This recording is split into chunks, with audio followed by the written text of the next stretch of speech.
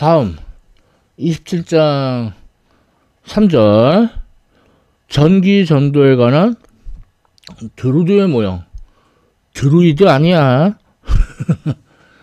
얘는 그 전자를 그 이상기체 분자처럼 취급해요. 그래서 F는 ma, 그래서 전자의 가속도는 m분의 q2. 그러면은 등가속도 운동하죠. 그러면은 처음 속도 더하기 at, 처음 속도 더하기 m분의 qt. 자, 근데 이때 시간에서 평균을 하는데, 그러면 처음 속력은 0이고, 제자리에서 그냥 일명 브라운 운동을 한다 그랬죠. 그 다음에 야중 속력은 유동 속도, 그러니까 크기가 유동 속력하고 같은 거죠. 그리고 한 번 충돌하고 다음번 충돌할 때까지 걸리는 시간, 그걸 타우라고 하면은, 유동 속력은 n분의 q2 타우. 자, 그러면 따라서 전류 밀도는 a분의 i, 그러니까 nqvd. 여기다가 vd를 대입하면은 n분의 nq제곱 2 타우. 그러니까 이거는 시그마 2. 그러니까 전기전도도 시그마가 n분의 nq제곱 타우라는 걸 알 수 있죠. 즉 오음의 법칙이 성립하는 것을 우리가 알 수 있죠. 자, 이게 전기전도에 관한 드루드의 모형입니다. 자, 다음은 27장 4절 저항과 온도. 그래서 일반적으로 도체는 온도가 올라갈수록 저항이 커지고요. 그 다음에 부도체는 또는 반도체는 온도가 올라갈수록 저항이 작아져요. 자, 그럴 때 어떤 온도 T0 근처에서 비저항이나 거의 선형적으로 변한다면은 론은 로제로 1 더하기 알파 T 빼기 T0 또는 저항 R은 R0 1 더하기 알파 T 빼기 T0를 이렇게 쓸 수가 있어요. 여기서 이 알파가 비저항에 대한 온도 계수인데, 그래서 이 값이 양수면은 도체. 그러니까 그렇지 않아도 그 전자가 이동하는 거를 양이온들이 오지게 방해를 놓잖아요. 그런데 온도가 올라가면은 그런 방해가 더 빈번하다. 그 다음에 알파가 음수면은 뭐 반도체 내지는 보도체. 그래서 온도가 상승함에 따라 얘도 양이온이 충돌해가지고 방해 놓는 게 물론 있어요. 하지만 얘는 온도가 올라감에 따라 그 전하 운반자가 더 많이 생겨요. 그러니까 전하 운반자의 밀도가 증가해요. 그래서 비저항이 감소합니다. 자, 이런 게 저항과 온도고, 하지만 도체라고 해도 온도가 내려갈 때 비저항이 0이 되질 않아요. 즉 저항이 0이 되지 않죠.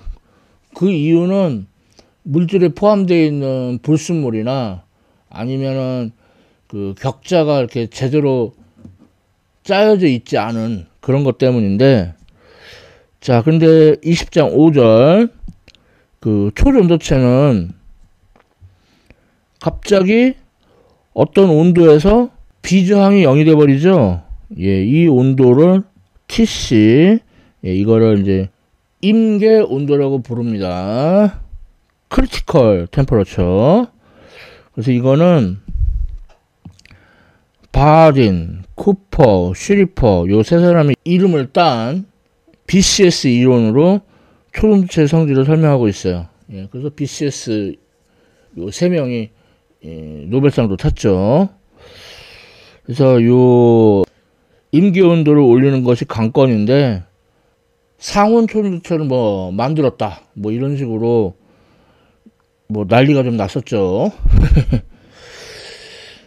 자,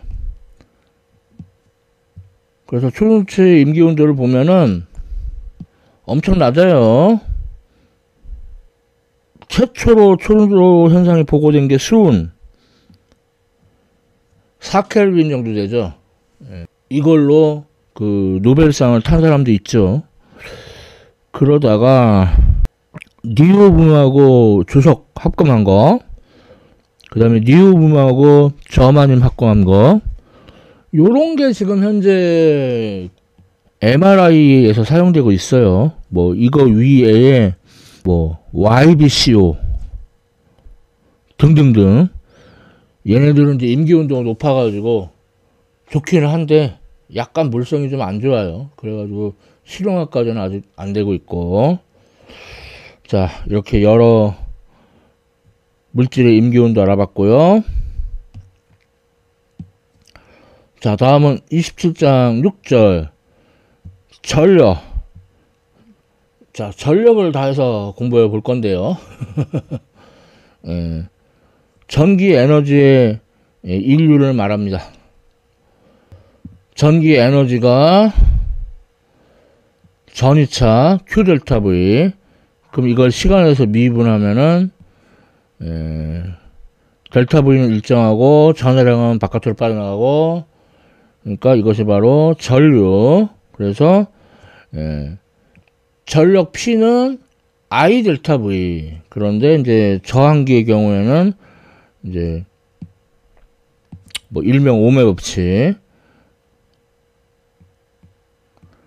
델타 V는 IR 이용하면은 I 제곱 R R분의 델타 V 제곱, 이렇게 공식 3개를 이끌어낼 수가 있죠.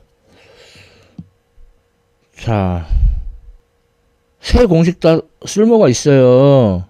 먼저 I 델타 V는 얘는 오리지널 공식이니까 쓸모 있고, I 제곱 R은 얘는 저항들이 직렬 연결됐을 때 쓸모 있고, R분의 델타 V 제곱은 저항들이 병렬 연결됐을 때 쓸모 있거든요. 더 자세한 얘기는 저항의 직렬 연결, 병렬 연결 배우고 나서 얘기합시다. 자, 이게 전력이고, 전기 에너지를 시간에서 미분한 게 전력이니까 거꾸로 전력을 시간에 대해서 적분하면은 전기 에너지, 즉 전력량이 돼요. 자, 그러면 전력의 단위가 와트니까 전력량의 단위는 줄. 근데 이렇게 하면 너무 단위가 작다고 전력회사가 막 뭐 불편하다고 되게 막 항의를 합니다. 자, 그래서 전력회사에서는 그 와트 대신에 1kW, 1초 대신에 1시간. 그래서 1kWh라는 단위를 쓰는데 얘가 무려 360만 줄이에요. 고저 이 정도는 돼야 자기들한테 편하다. 그런데 이제 그래, 너네 이해한다. 하지만 3.6 메가줄을 써라 라고 얘기하는데, 전력회사 말 더럽게 안 듣죠.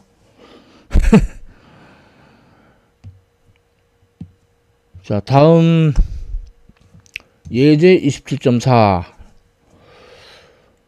저항이 8.005민 전열기가 있대요. 그러면 전류는 R분의 델타 V, 저항은 8.005, 그리고 이제 120V에다 연결했죠. 그러니까 전류는 15.0A. 자, 그 다음에 전력은 R분의 델타 V의 제곱 공식을 씁시다. 자, 그럼 저항 8.빵빵원분의 전력 120V의 제곱. 그래서 전력이 1800W, 그러니까 1.80kW가 되는 걸 알 수가 있죠. 근데 만일에 120V가 아니고 240V에 연결을 했어요. 그러면 소비 전력은 빵와트. 그러니까 전열기가 고장날 수 있겠지만 만일 고장이 안 난다고 하면은 전력 P는 델타 V의 제곱에 비례하니까 2의 제곱 4배가 되겠죠. 아주 쉬운 문제예요. 자, 다음 예제 27.5. 자, 물을 이제 히터를 이용해서 끓이는 거예요. 그러면 열은 MC 델타 T 또는 일률, 그래서 R분의 델타 V 제곱 시간 델타 T. 자, 그러면은 물의 질량이 1.50kg, 물의 비열이 4190, 그리고 델타 라지 T 온도 변화가 50.0도, 10.0도에서 자, 그 다음에 이제 저항을 이제 구해야 되고, 히터의 전압은 110V, 그 다음에 시간은 10.0분, 그러니까 곱하기 60초, 이렇게 해야 되겠죠. 자, 이렇게 해서 저항을 계산을 해보면은 28.9ohm이 나옵니다. 자, 질문 B. 자, 이거를 돈으로 환산을 해보자고요. 전기 에너지는 전력 곱하기 시간. 자, 그러면은 저항이 28.9ohm, 전압 110V, 시간은 10분, 이제 1분은 60초고, 해서 계산해보면은 2.51 곱하기 10의 5승 줄이 이렇게 얻어져요. 그런데 이제 전력회사는 줄은 너무 작고 킬로와트 아워가 이제 사용하기 편하죠. 그래서 1킬로와트 아워가 360만 줄,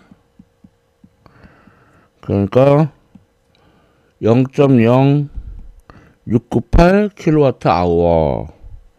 자, 그러면 비용은 0.0698 킬로와트 아워인데 1킬로와트 아워가 약 100원 정도 한다. 사실 근데 이거는 미국 기준인데 미국이 좀 전기값이 되게 싸요. 물론 요즘 민영화 돼가지고 좀 문제긴 하지만, 자, 그래서 비용이 6.98원이다. 자, 이렇게 전기 에너지를 비용으로 환산을 했습니다. 그러니까 지금 우리 배우고 있는 전기 파트하고 20장 에서 배웠던 연력학 파트가 융합이 된 그런 문제였죠. 자, 이렇게 해서 27장 다 봤어요. 대학 일반물리학 학장판 27장 전류와 저항을 다 보셨습니다. 지금까지 시청해주셔서 감사합니다.